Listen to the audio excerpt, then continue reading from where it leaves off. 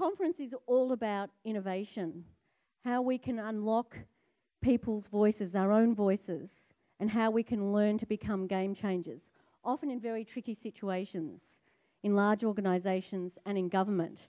And that's what this session today is about.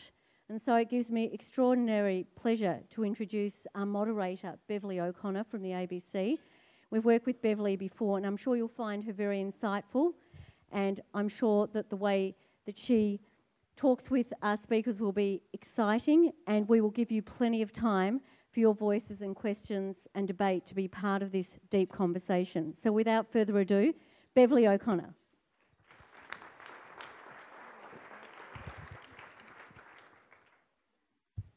Without a voice, you cannot be heard. Thank you, Tanya, and welcome everybody. It is really exciting to be here because these are the kind of big conversations that I think so many of us are going through around the country. As Tanya said, I work for the ABC, and I have done pretty much all of my professional career, a few commercial stints at Channel 7 and a few radio stations, but it is a big bureaucracy, and we have undergone enormous change ourselves. So I'm really fascinated to hear from our guests here this afternoon and take away, hopefully, some of their insights as to how we deal with it. And it's not everyone embraces it. And I see it around me every single day, people who've been in an organisation for 20, 30 years, really struggling with yet another change, yet another management model, yet another way to do things differently. And it is so critical for all of us because that is the era that we are living in. So without any further ado, I'm going to welcome to the stage our four fabulous speakers. I'm going to hopefully say very, very little because they are terrific. They have very different expertise, but we're going to get their insights. So in no particular order, perhaps just geographically, from Canada, Adam Kahane.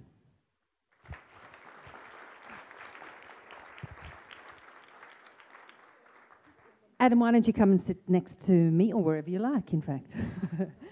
From the UK, Geoff Mulgan.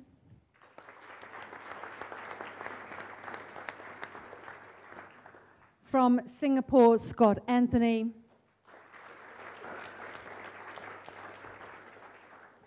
And then back to the USA, Thomas Frey.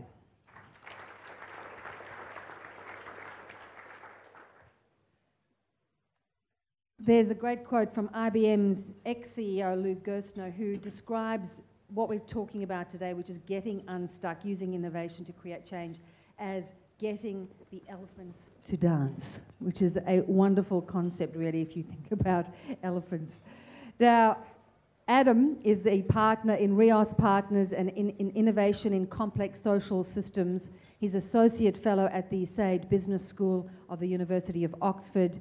He's an author of Solving Through Problems, an open way of talking, listening, and creating new realities, and Power and Love, a theory of practice of social change and transformative scenario planning. And welcome to Australia, Adam.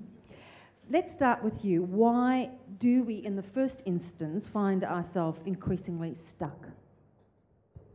Well, my work involves working on social problems, so problems of health or housing or climate change. And the way I see us increasingly getting stuck, or the reason I see us increasingly getting stuck, is we're working on problems that none of us can deal with alone. Not business alone, not government alone, not civil society alone. And we're stuck because the only way to make progress is to work not just with our friends and colleagues, but with strangers and opponents. And that's really not easy. It's not easy, and how many of us are able to do it? Well, if we could solve our problems working just with our friends and colleagues, we would. Why would we bother to do the genuinely difficult work of sitting down and talking and acting with strangers and opponents? But I think increasingly often we don't have a choice. So the question is how to do it effectively. All right, well, let's move to Geoff Mulgan, who's the Chief Executive of Nesta, which is the UK's National Endowment for Science, Technology and the Arts.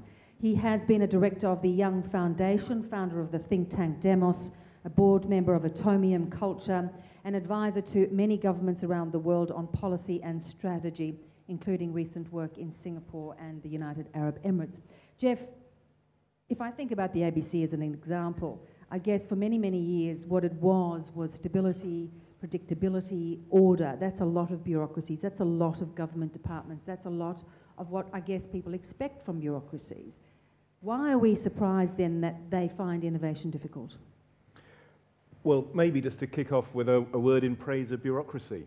I came on an aeroplane this morning. It didn't fall out of the sky because of bureaucratic systems, a whole array of regulations and health and safety checks, which mean that very few planes fall out of the sky. The city we are in now is packed with bureaucrats of capitalism, accountants, auditors, consultants, lawyers, and perhaps even some of you in this room, who create predictability and are in a way the enemies of innovation. And one of the odd things of the last 20 years is every time a new business book comes out saying this is the age of disintermediation, the number of intermediaries in the workforce goes up. So there's clearly something going on there which is about the need for order and bureaucracy. But where I think Adam is absolutely right is that we're in a moment now where many of our most important systems are dysfunctional. And they're dysfunctional because success repeats itself until it becomes failure. So look at food. We're eating food here.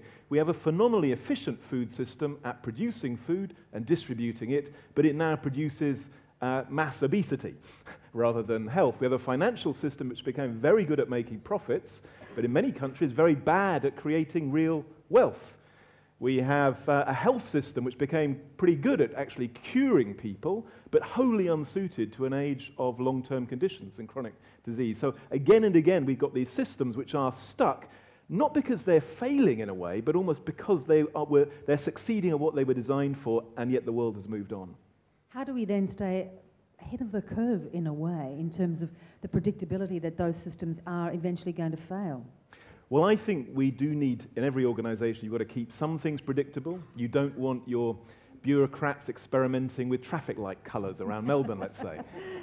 But what you also need in every organization and every system is some space for high risk, radical, creative things to be tested out. And in a way, I hope what this conference is about is how do you organize that space, which is a space always on the margins, which can be the embryos of what in 10, 20 years' time becomes the mainstream. Scott Anthony is the Managing Director of InnoSight Asia Pacific. He's an expert on disruptive innovation, which is a lovely term. Member of the Board of Directors of Media General, chairs the Investment Committee for Ideas Venture. He's the author of The Little Black Book of Innovation, The Innovator's Guide to Growth, Putting Disruptive Innovation to Work, and The Silver Lining, an innovation playbook for uncertain times. Scott, you are also just hot off the press with another paper this week, which is around the fact that innovation isn't a silver bullet for growth, that in fact you really need to look at intertwining systems. Explain to us what you mean by that. Absolutely. I guess I've learned something about myself. I am a bureaucrat of capitalism. Since I primarily am a consultant, I'll have to create a new name card that has it on it. Not sure how many people want to receive that one, but we'll try it out. So the basic notion that I think will connect a couple of the concepts that we've talked about already is we do have a situation today where organizations need to change. They need to transform. Every business model, every business system is dying. By definition, the day it is born. So you need to reinvent, you need to reinvigorate, you need to reignite growth. And you cannot do it with the systems that power today's business. So what we see in many organizations is they just wish for that one thing they can do. So let's go and crowdsource some ideas, or let's go and take 3 people and have them, or let's change our reward structure. These are all good things to do, but in interdependent systems, they are insufficient. So what we argue in Building a Growth Factory, which is our latest book, is that you do have to think about it like a factory. It starts with having a blueprint. How are you going to think about growth and organizational change? What are your targets? What things are on the table? What things are off the table? Just like a manufacturing facility has equipment, what are your production structures that allow you to get ideas and turn them into fully formed businesses? Then, just like a factory has got control systems, what are your control systems to make sure the right resources are getting to the right places? And of course, This is done not by robots, at least not yet. It's done by human beings. So you need leadership, talent, and culture with the right people in the right places. This is very complicated. You can't do it like this, but thinking about these 4 systems working together can help organizations be more systematic in their approach to transformation and renewal. Sounds like you almost need a change agent whose specific task is just that in any business. Absolutely. In the organizations, and this is mostly large companies that we have worked with on this, in the organizations that we have seen get this right, there's at least a person, if not many people in the organization, that are essentially doing what someone in a factory would do to drive continuous improvement. They're innovating the innovation systems. They're thinking about orchestrating all of this, looking for bottlenecks and going to address them. It's a very complicated problem, and if you don't have someone who's thinking about all these things, it just does not work.